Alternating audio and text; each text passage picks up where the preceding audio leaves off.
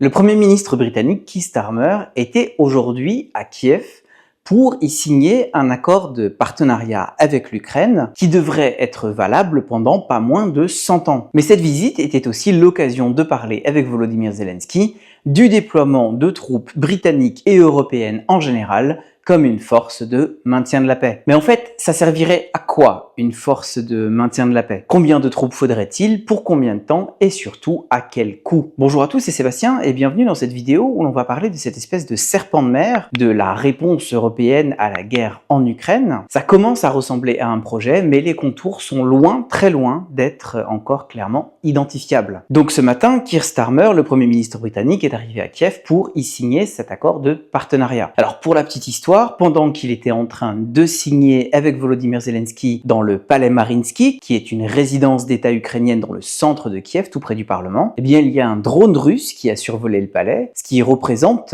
une nouvelle percée russe dans le système de défense antiaérien ukrainien. Ces derniers temps, on a de plus en plus de drones et de missiles qui tombent de plus en plus près de ce qu'on appelle le quartier gouvernemental, et ça évidemment c'est un mauvais signe quant à la qualité et à la résistance des défenses antiaériennes ukrainiennes, alors que l'on va bientôt entrer dans la 4e année de ce conflit généralisé. Mais bon, je reviens à cet accord de partenariat. Il devrait durer 100 ans, il est basé sur 10 piliers principaux, à savoir renforcer les capacités de défense de l'Ukraine, faciliter et accélérer son adhésion à l'OTAN, et puis des points de coopération dans le domaine de la sécurité maritime, du commerce, de l'énergie, de la justice, de la culture, de la science ou encore du contrôle des migrations. Il ne s'agit donc pas d'un accord de sécurité stricto sensu, et d'ailleurs il n'y a pas de clause de défense mutuelle en cas d'agression, et donc il ne faut pas non plus exagérer la portée de cet accord. En plus de ça, on pourra aussi le comparer à l'accord que la Russie et l'Iran doivent signer demain, 17 janvier, et qui aura peut-être une portée stratégique bien plus vaste. Mais en tout cas, cet accord ukraino-britannique, eh bien, il marque une nouvelle étape dans le rapprochement stratégique entre Kiev et Londres. Sachant que la Grande-Bretagne et l'Ukraine sont les deux bouts d'un arc de coopération assez étroite qui inclut les Pays-Bas, les pays nordiques, les États baltes et dans une certaine mesure la Pologne. Et on parle de plus en plus de la création d'une alliance militaire entre ces pays pour combler des garanties de sécurité que l'OTAN ne serait pas en mesure d'offrir à l'Ukraine si jamais l'Alliance Atlantique est trop malmenée ou décrédibilisée par Donald Trump. Évidemment, on n'y est pas encore, mais en tout cas, ce qui est intéressant, c'est que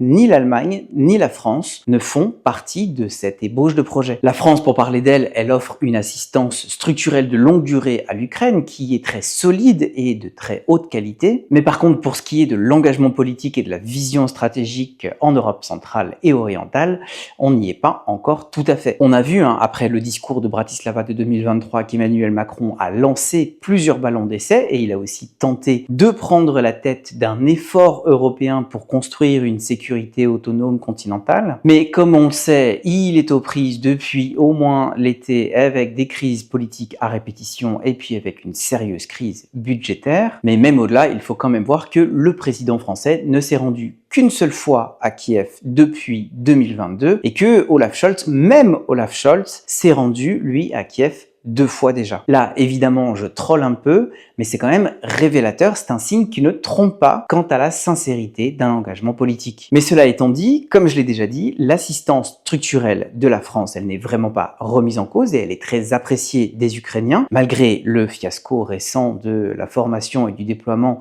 de la brigade Anne de Kiev. Ça, vous pouvez voir une de mes dernières vidéos sur le sujet. Et donc, Keir Starmer, qui a parlé aujourd'hui avec Volodymyr Zelensky du déploiement potentiel d'une force de maintien de la paix européenne, eh bien, évidemment, ça inclut la France, puisque la France et la Grande-Bretagne sont à la pointe de cet effort européen. Donc là, visiblement, on ne parle pas d'envoyer des troupes combattantes, comme l'avait à un moment donné évoqué Emmanuel Macron, c'était presque une provocation quand lui l'a fait, mais là on parle du déploiement de forces de maintien de la paix, et donc dans le cas de l'instauration d'un cessez-le-feu. Ce qu'il faut voir, c'est que ce sujet a été très sérieusement activé juste après la rencontre entre Donald Trump, Volodymyr Zelensky et Emmanuel Macron à Paris le 7 décembre, en marge de la réouverture de Notre-Dame. Parce que, visiblement, l'Américain a fait comprendre aux deux autres qu'il n'y aura aucun Américain sur le sol ukrainien pour participer à une force de maintien de la paix. Et que donc les Européens devaient prendre la responsabilité de cette éventuelle force de maintien de la paix. Et c'est à partir de là qu'on a senti un certain frémissement dans les chancelleries. On a aussi eu Emmanuel Macron qui s'est tout de suite rendu à Varsovie pour discuter avec Donald Tusk, même si le Premier ministre polonais, eh bien, il n'avait pas l'air très partant pour contribuer à cette initiative. Et pour l'instant, on a des signaux positifs venus seulement de quelques pays,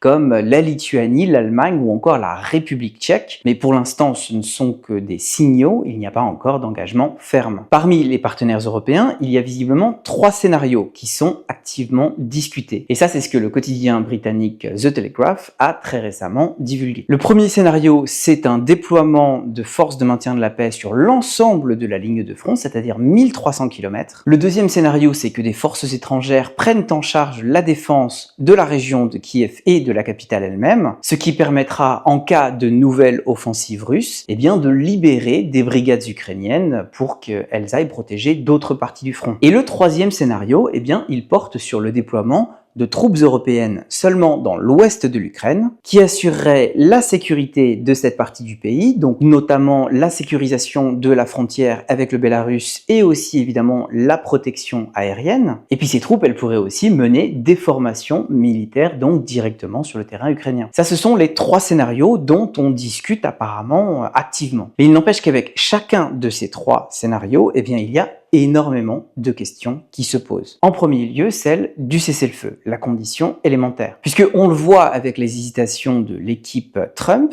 ça ne va pas se faire tout de suite. Et même si les dirigeants politiques s'accordent, donc on peut imaginer Donald Trump et Vladimir Poutine qui arrivent à un accord avec une consultation plus ou moins sérieuse des Européens et surtout des Ukrainiens, eh bien même s'il y a un accord, il est quand même peu probable qu'il y ait un cessez-le-feu immédiat et respecté sur l'entièreté des 1300 km de la ligne de front. Là-dessus, il faut se référer à l'exemple historique de la guerre du Donbass, donc entre 2014 et 2022, on a eu des violations systématiques des multiples cessez-le-feu qui ont été tentés. Et ça, c'était sur 400 km de ligne de front seulement, si je peux dire. Les Russes et les Ukrainiens n'arrêtaient pas de s'accuser mutuellement.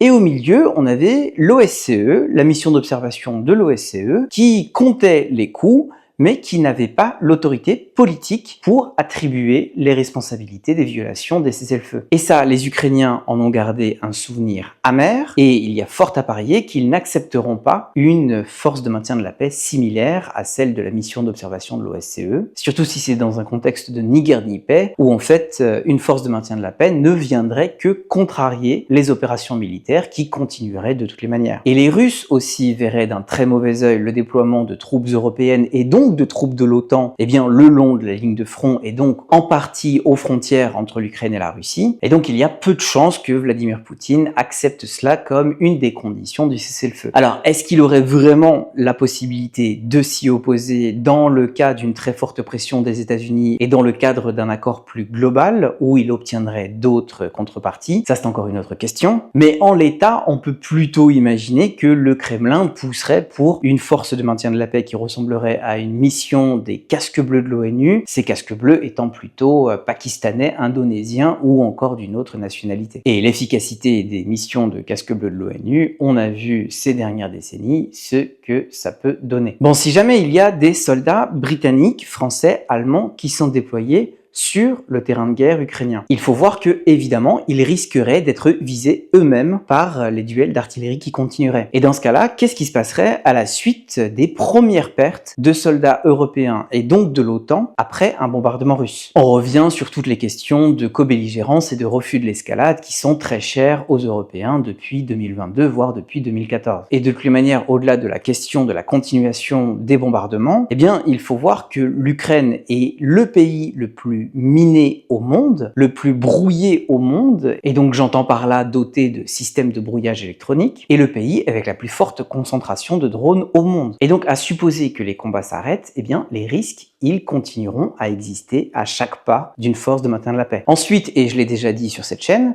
il faut voir qu'un cessez-le-feu le long des lignes actuelles ne satisfera aucun des deux belligérants. Et en premier lieu, la Russie qui n'aura pas atteint ses objectifs politiques de faire tomber le régime à Kiev, de démilitariser le pays et de le ramener dans le giron de la mère patrie russe du Ruski Mir. Et de son côté, l'Ukraine n'abandonnera pas ses revendications sur les territoires actuellement occupés. Et donc ça veut dire qu'un cessez-le-feu ne serait qu'une pause et que le conflit reprendra un jour ou l'autre. Et à ce moment-là, que feront donc ces troupes européennes déployées en Ukraine? Après avoir passé des années à refuser l'escalade et à crier sur tous les toits qu'elle ne voulait pas, voire ne pouvait pas affronter la Russie, est-ce qu'on pourrait vraiment croire qu'elle s'opposerait à une nouvelle offensive russe sur des villes comme Kharkiv, Dnipro, Odessa ou Kiev? Là, il y a une question de capacité, mais aussi de crédibilité qui se pose. Encore un élément, il faut parler de la faisabilité du déploiement de troupes européennes. Si l'on parle du scénario numéro 1, c'est-à-dire une force de maintien de la paix le long des 1300 km de ligne de front, il faut au minimum 50 000 hommes. 50 000 hommes équipés, armés et bénéficiant de toute la logistique de rigueur. 50 000 hommes qu'il faudra remplacer au fur et à mesure de rotation. Et donc, si jamais la mission dure 6 mois, 1 an, 2 ans, 3 ans, eh bien on parle de 100 000, 150 000, 200 000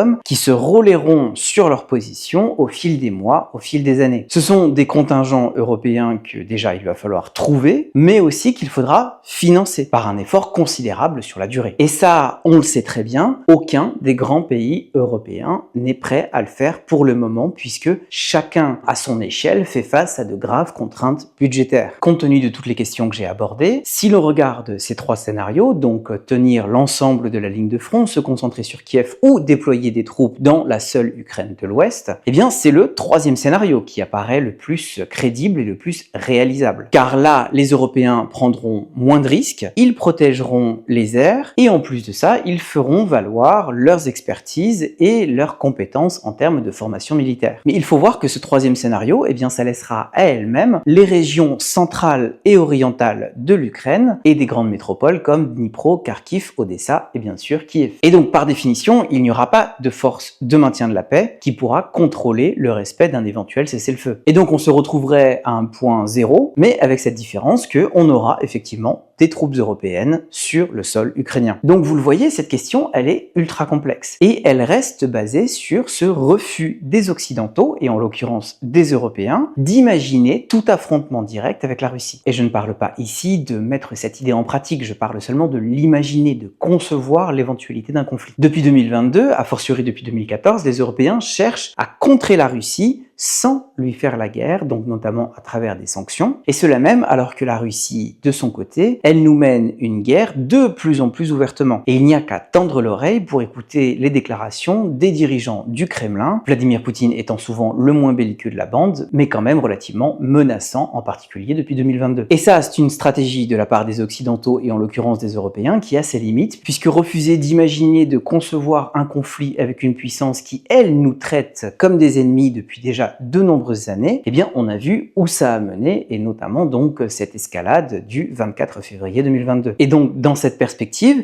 eh bien il serait complètement illusoire de croire que le simple fait de déployer des troupes européennes comme une force de maintien de la paix pourrait d'une part assurer la paix, mais surtout d'autre part prévenir le déclenchement d'un prochain conflit. Voilà, j'ai été long, mais il me semblait important de faire le point sur ce projet de déploiement de troupes européennes en Ukraine comme une force de maintien de la paix et sur tout ce que ça implique. Merci d'avoir regardé cette vidéo jusqu'au bout, je file et je vous retrouve très vite.